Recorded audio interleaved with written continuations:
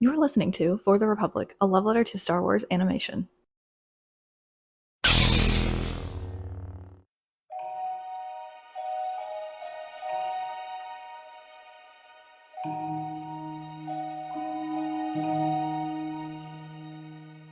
Hello everyone, and welcome to another edition of Forging the Path, our Star Wars ranked series here on the For the Republic podcast feed. I am your guardian of this Jedi Temple, Andrew of For the Republic, and I'm very excited to have another edition of Forging the Path here with you all. Last time, in preparation for Maul Shadow Lord, we talked about characters we hope to see in that series, and now that I've seen the first couple episodes, I can say I'm really digging the show so far. Hopefully, by the time this episode is up, you will have seen our first installment of our Maul Shadow Lord recap episodes on the main show. I'm hoping to record that tomorrow as of recording, but that should be up before this. And the plan this week was to once again discuss something Maul related, but I hit a wall, guys. I didn't quite know what I was going to do with the episode. I had the topic ready, but I just couldn't figure out the moments for the life of me. So I think we're going to make that next episode. So I was like, what am I going to make this episode about? I don't want to, slip on the schedule this early. I want to keep consistent with this show to start things off. But what do I talk about? And then I remember scrolling through Twitter the other day, and I saw that this week was the 21st anniversary of Lego Star Wars, the video game. And this is a game that really shaped a lot of my childhood, a lot of my early portions of being a Star Wars fan. I mean, Lego Star Wars is a huge part of my life. I'm staring right now on my desk at two Lego sets, Lego Star Wars sets. This box next to me has several packed ones that I just haven't unpacked yet since the move. And this game meant a lot to me as a kid. So I'm going to look back and I'm going to talk about my 5 favorite levels from Lego Star Wars, the video game. To clarify, these are the Prequel Trilogy levels that came out in the original 2005 game. We are not going to be talking about the original trilogy, the complete saga, the Skywalker saga, any subsequent Lego Star Wars games after that. We're not going to be considering here. I'm also not going to be talking about the additional levels from the prequels that came out in the complete saga. So Bounty Hunter's Pursuit, no way in hell that was going to make this list regardless, but it wasn't even in consideration for this list. There are so many fun levels in this game. But when I was thinking of my list, I was like, well, which ones am I considering? There's so many that are like fun for specific reasons. But then there's a lot of long levels in this game. And then there's some tedious boss fights. I will tell you right now, no vehicle levels or ship levels made this list. Because they gave me so much hell as a kid. And I'll talk about those eventually. I guess we can just start things off as we craft the lightsaber around this episode. And then get to our number one as we craft the list throughout the episode here. I guess I can talk about Mas Espadres as like my numbers, my unofficial number 6, but not for a good reason. I was considering putting it on the list just because when I think of Lego Star Wars, the video game, and I think of playing that game on the PS2, I think of the Mas Espadres level, but it's because I struggled with it so much as a kid. I remember freaking out when I finally beat that level. And it's one of the few levels in the game where I get the 10 out of 10 mini kits in the True Jedi almost every single time I play it. In Complete Saga, that's not the case because they changed it so you need one of the additional unlockable ships to get all 10 mini kits. But in the original game, when there was no free play for the ship levels, it was just whatever you got. So if it's a pod racing level, you're stuck with Anakin's pod racer for the level. And in the original game, you could just beat it instantly, get all 10 mini kits, get True Jedi 100% on the coins, and I would rack up stud after stud after stud in this level. But I would just keep dying because I would hit a wrong corner, or I would time out, or I would get hit by one of the Tusken Raiders. It was just, oh my god, it gave me so much trouble as a kid. Gunship Cavalry is the worst space level in the game. A Battle of Coruscant is fun. I almost put it on here just because I'm just so linked to that scene in the movie, in the opening of Revenge of the Sith, and the level's fun, but like, I don't have that much of a connection to it. Besides the death sound being the Wilhelm scream in the original game, that's always what I think of. But this level just gave me hell, man. Story time. When I had to have been 7 or 8 at this time of the story. I think I was 8, so this must have been one of the two. I was the first year or so I had this game. My sister and I were playing this level, and the smoke detector went off, and I was like, "What the hell?" Or like, why is the smoke detector going off? You know, a lot of the time I'm just accustomed to, something was burning while my mom was cooking dinner or something, and then eventually it's gonna go off. But it kept going, and we're playing this level. There was a fire in the kitchen.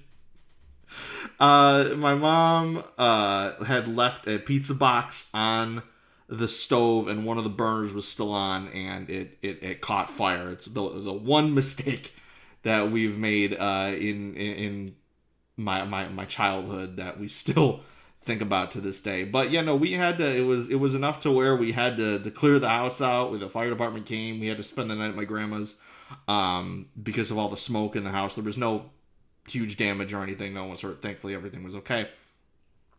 But we just had to run out of the house. I think we had just gone swimming or something, so I was either still in a bathing suit or I had a towel or something, and it was just like, oh my god, we're here trying to beat this freaking pod racing level, and my freaking house catches on fire.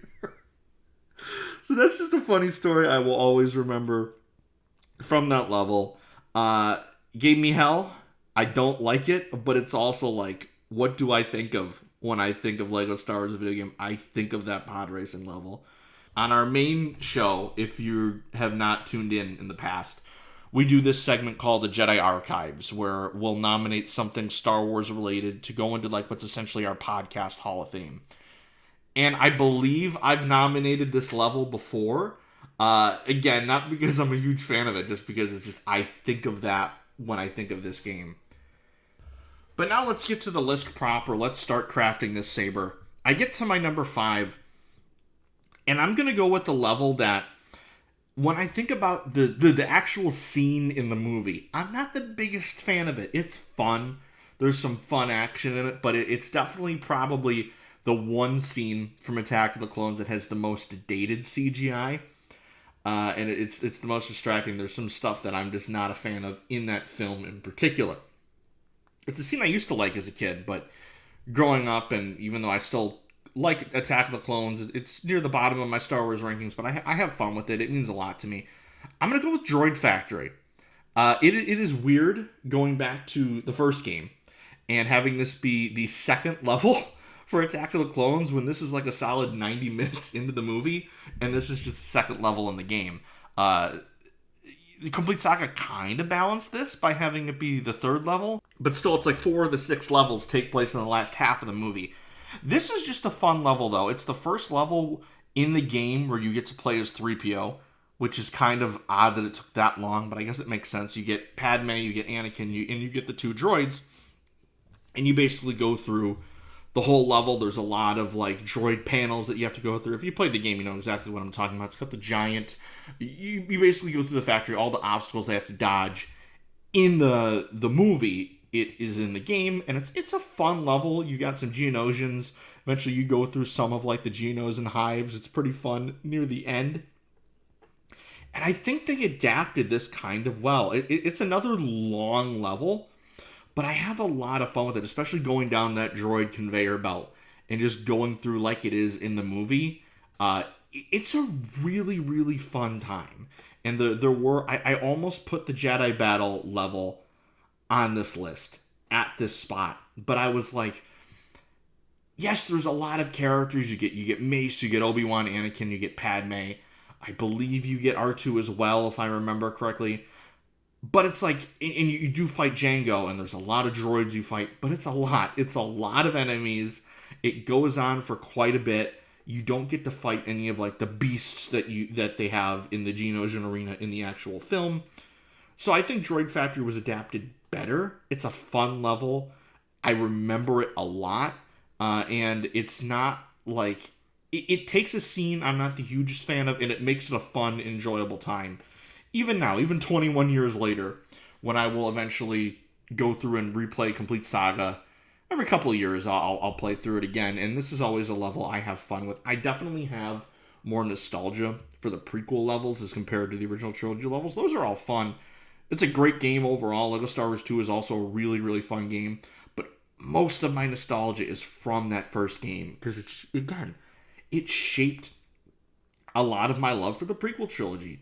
The game came out, I remember wanting it so bad when it came out. This is a story that makes me look like an asshole, but I remember 2005, I was at my one friend's birthday party, and he got this game for the PS2 for one of his gifts, and I remember being so freaking pissed because I wanted that game so bad. I was like, I want it, and I think I threw a fit, and I think I made a complete ass of myself, and I am so sorry to that friend for if I was a total freaking dick at that party. But when you're a kid and you want something and you don't have it, you can be a little asshole.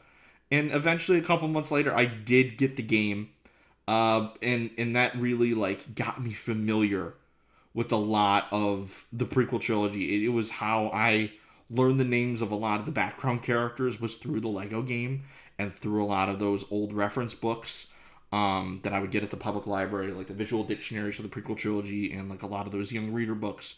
It would have a lot of the background Jedi from the prequels. Before we had the Clone Wars, we had those, and we had the Lego game. And this was just a really fun level. And the game as a whole, I love, and I love these prequel levels. And I could only pick 5, and it was tough to figure out what I wanted on here. But as we get to the next piece of the saber, to our number 4, we're going to go to the Phantom Menace. And this is the only level from episode 1 I have on this list, now that I'm looking at it here. There's a lot you can choose from. All the levels in episode 1 are really fun, but a lot of them are pretty lengthy. Like I said, like Invasion of Naboo, Escape from Naboo, they're pretty long levels. This level I'm talking about is really long. But I went with Retake Thieves Palace, Chapter 5 of Episode 1. And the reason I went with this is because I believe it is the level in which you have the most options for who you can play as in the regular story mode. In free play, obviously, you can play as whoever you want. But you get the 2 Jedi, you get Queen Amidala, you get Panaka, you get R2, and you get young Anakin. I believe you get Jar Jar as well. So that's 6 or 7. Yeah, I'm sorry, I did it. But you get a lot of characters, and it's really fun. And I think I don't believe anything tops this, because I think Jedi Battle only tops at 5, I want to say. Because it's Mace, Obi-Wan, Anakin, Padme, and R2, I think. So this has it beat by 1 or 2, which is great. It's such a fun level that really goes through something you see in the Phantom Menace, but they really take it to the next level in this game, actually going through and seeing the retaking of Naboo. It would have been fun, like I said, the Skywalker Saga did add the Gungan fight in this level as well, which was really fun to get to experience that. But to see this and to go back through the Theed Palace and see how this level is inspired by episode 1 is really fun. We get one of my favorite Padme looks in the series, which is the Battle of Naboo armor. I think it's such a cool look. And you really just get like your quintessential Lego Star Wars experience you have. You've got the Force users, you've got your grappling hooks, you've got your astromech droid, and you have your tiny little guy that you can go down the chutes and the tunnels with. You can do so much in this level. It's really fun. There's some fun secrets in this level as well. And it was just so cool exploring the way that they made the Naboo Palace look in this game, and just made it its own character in two distinct levels. It was such a fun time, and they really captured the feeling and the aesthetic of the Phantom Menace perfectly in this game. And it leads perfectly into the final level, the boss with Darth Maul, inside that Naboo Palace. And again, that was another one. I really considered it, but you go through a lot, and there's a lot of obstacles, and there's a lot of platforming in that level. So it's like a full level on top of the boss fight. But I think this is the most fun Phantom Menace level in the game, mainly because, yes, it's long. It takes quite a bit to get through it, and there's a few puzzles, but it's a fun time. It's not just like, it's not like, again, the game's been out for 20 years. It's a game meant for kids. I've played it a billion times, so there are levels like that first level of Phantom Menace where I can play with my eyes closed, essentially, and I can still beat it, and I can still 100% it. But I just remember having a lot of fun with this as a kid. I remember being like, oh, damn, this is taking a while. But it was a fun time, and I still have a lot of memories with this level, and that's why I decided to put it on this list over a lot of the admittedly really fun, but not as memorable in my mind levels of the episode 1 portion of the game. So we're starting to craft the saber. We got the first two parts. We're continuing to craft the hilt of the saber. And now we're on to my number 3. We're returning to Attack of the Clones. And we're going with Discovery on Kamino, Chapter 1 of Episode 2. It's Chapter 2 in the complete saga, but again, we're not including Bounty Hunter Pursuit in consideration of this episode, and that level is bad, so we weren't going to consider it for this episode anyways. This is memorable to me for a couple reasons. One, that Kamino music, man, I freaking love it. It's been stuck in my head since I've played this game, and every time it pops up in Attack of the Clones, I just recognize it and I get excited because of this level. Again, like the Theed Palace was translated perfect to Lego form, Tipoca City is just incredible in this game, especially for 2005. The way they really captured Kamino, both the rainy outside of the city and also when you go inside and you see all the Kaminoan architecture, just the whites and the when you get to the Kaminoans look great in this game, even though they're not playable in this one. They really capture the cloning facility perfectly. There's so many fun Easter eggs in this episode too. The disco scene is honestly the reason why this level is on the list. It is so fun when you solve that puzzle with like the floor panels and then you use the force and the disco ball pops up and the Kaminoans start dancing.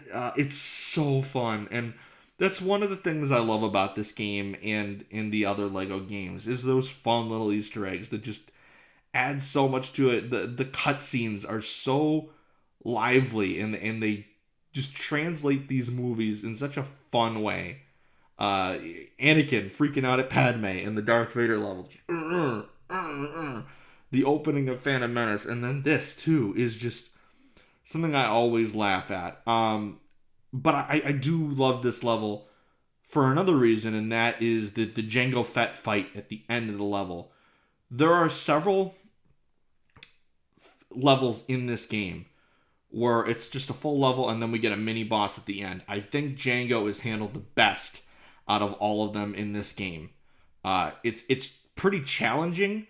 You have to not only fight him with Obi-Wan and deflect the bolts back, but you also need to set up these cannons to deflect blaster fires against Slave 1. It's such a fun level.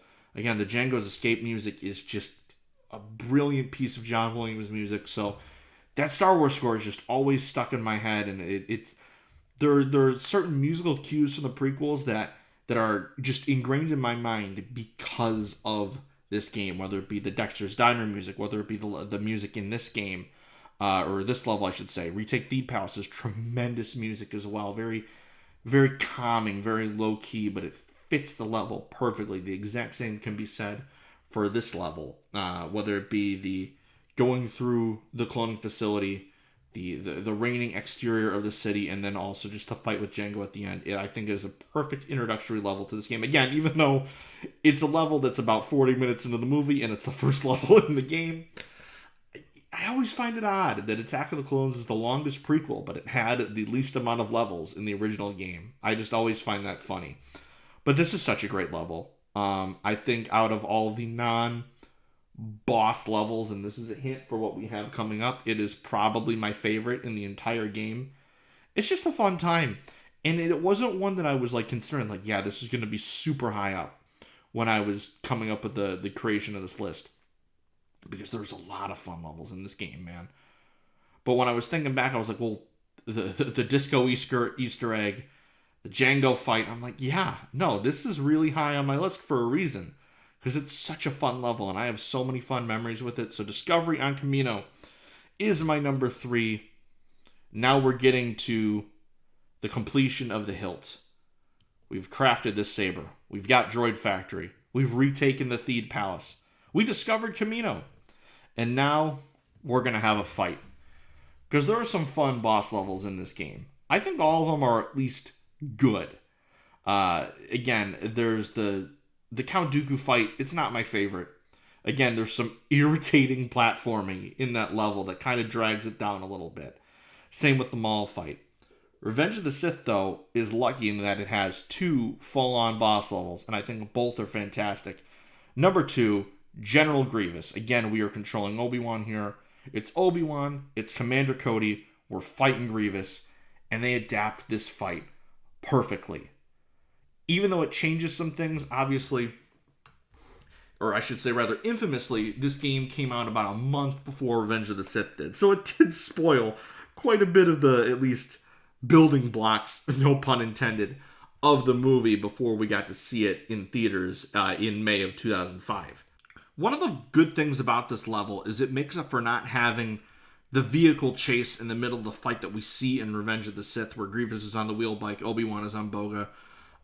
Famously, they tried to make that part of the game, but they just couldn't figure it out in the testing part, if I remember correctly, because there is a unfinished model of Boga in the code for this game.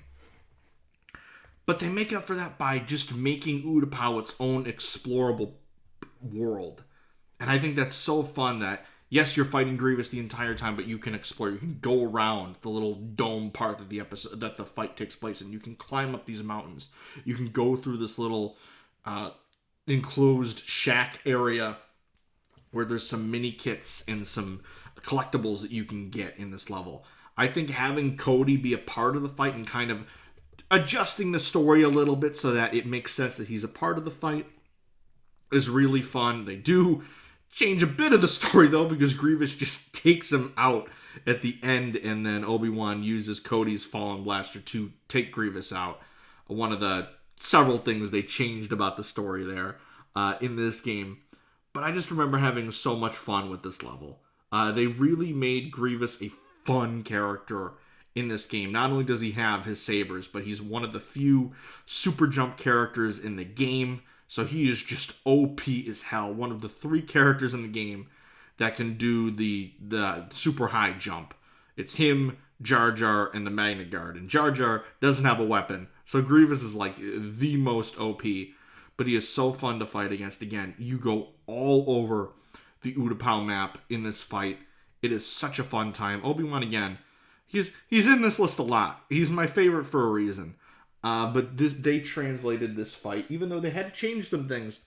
They made this fight so fun and such a fun time to go through and explore and have this fight. And again, it's one of the few levels in this game where I can 100% it almost every single time I play it. I have it in the back of my head, but it's so fun. I love revisiting it. And it's just one of the best boss fights in the game. It's not the best, though. But we will get to that at the end for our number 1. So we've crafted the hilt. We are ready for the Kyber crystal. What is the color of our Kyber crystal today? I'm thinking a nice green. And the reason I say that is because when I think of Lego Star Wars, I think of several things. I think of these fun levels. I think of the way that they made the prequels into even more fun than they already are. The love and care and craftsmanship that was put into these games. is all over this, but I think of Dex's Diner. I think of the music. I think of just the way that they made this just the perfect hub world for this game. Funny enough, I do have that daily Star Wars calendar, and the entry for today, as of recording this, was the waitress drew. I thought, you want a cup of Java juice? So it was fitting that I was going to be talking about Dex's Diner in this episode. Even though Dex isn't a playable character in this game, we had to wait till Complete Saga for that one. But it's such a fun hub, and I love just exploring it, getting to see the completed mini kits in the exterior of the diner, getting to see characters walking around and instigating fights. And yeah, the cantina is great in Complete Saga. It's arguably more iconic. But there's something special and just so 2005 and going back to this portion of my childhood about Dex's Diner and exploring it and getting to choose my own adventure surrounding these levels in this prequel trilogy. It's just so fun to look back at. And I go with the green saber because when you boot up the game, you get to control Qui-Gon and you get to control Obi-Wan Kenobi. And since Qui-Gon is the player one there, and of course he's got the green lightsaber in tribute to our player one, we are going to be going with the green Kyber crystal for this saber. But now we're going to be talking about number one. We're going to be talking about lightsabers, clashing sabers, blue saber against blue saber. I'm of course talking about Darth Vader, the final episode, the final chapter of Revenge of the Sith in this game. What else would I go with? Of course, I went with Anakin versus Obi-Wan. I think it's the best boss fight in the game, even taking Complete Saga into consideration. And that Return of the Jedi level is so fun, where you're Luke and Vader against Palpatine. It is such a fun level. But the way they managed to make this level work so well, not only with the context of the movie, but make it into a co-op level as well, where you're going against each other, but also you're playing as the two of them at the same time. You got to go through Mustafar. You got to go through the levels, go through these obstacles. You're on a timer, which just adds to the stress and the stakes of this level, that everything is timed. You got to get through each portion of the level before time runs out. It's such a perfectly crafted level.